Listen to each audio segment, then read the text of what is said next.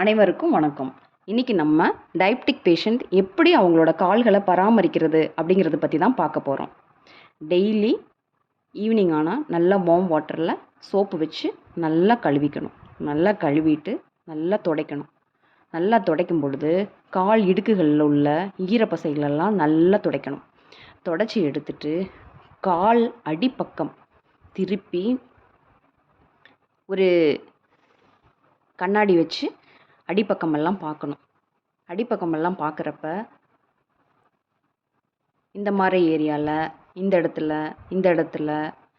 இடத்துல ஆணி மாதிரி ஏதாவது இருந்துச்சுன்னா நீங்கள் உடனே டாக்டர்கிட்ட போய் பார்க்கணும். இங்கே கீழே உள்ள இடுக்குகளில் ஈரத்தையும் நல்லா தொடச்சி எடுக்கணும்.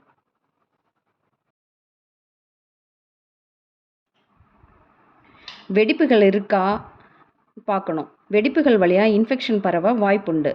கால் இடுக்குகளில் ஈரமாக இருந்தாலும் அது வழியாக இன்ஃபெக்ஷன் வர்றதுக்கு வாய்ப்புண்டு. டயபிட்டிஸ்னால் பிளட் வெசல்ஸு நர்வ்ஸ் எல்லாம் நல்லா பாதிச்சிருக்கும். அதனால கால் மரமரத்திருக்கும், உணர்ச்சி இல்லாமல் இருக்கும், கால் ட்ரையாக இருக்கும். அதனால் ஏதாவது மாய்ஸ்சரைசர் க்ரீம் யூஸ் பண்ணி காலை கொஞ்சம் ட்ரைனஸ் போகிற மாதிரி பார்த்துக்கணும்.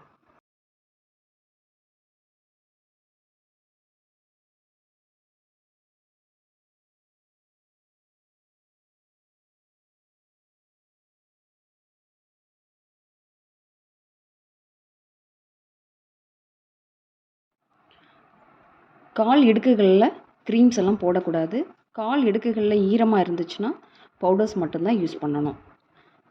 நகங்கள் எல்லாம் நெயில் கட்டரோ இல்லை பிளேடோ அல்லது கத்தியோ வச்சு கட் பண்ணக்கூடாது. அப்படி கட் பண்ணுறப்ப புண்ணாயிடும். அதனால் புண்ணு பெருசாகி பெரிய பிரச்சனைகள் வர்றதுக்கு வாய்ப்புண்டு. அதனால் இந்த மாதிரி கட்டர் யூஸ் பண்ணி நெயில் கட் பண்ணிங்கன்னா சுற்றி வர உள்ள சதைகளுக்கு பாதுகாப்பாக இருக்கும். அது மட்டும் இல்லாமல் நம்ம செருப்பு போடுறப்ப பேக் பெல்ட்டோட உள்ள செருப்பு போடணும். அப்படி போடுறப்ப செருப்பு கழண்டு விழாது, கால்கள் பாதுகாப்பாக இருக்கும். அப்போ புண்கள் வராமல் நம்ம பாதுகாத்துக்கலாம். டயபெட்டிக் பேஷண்ட்டுக்கு சிறந்ததாக இருக்கும் பாதம் பாதுகாப்பும்.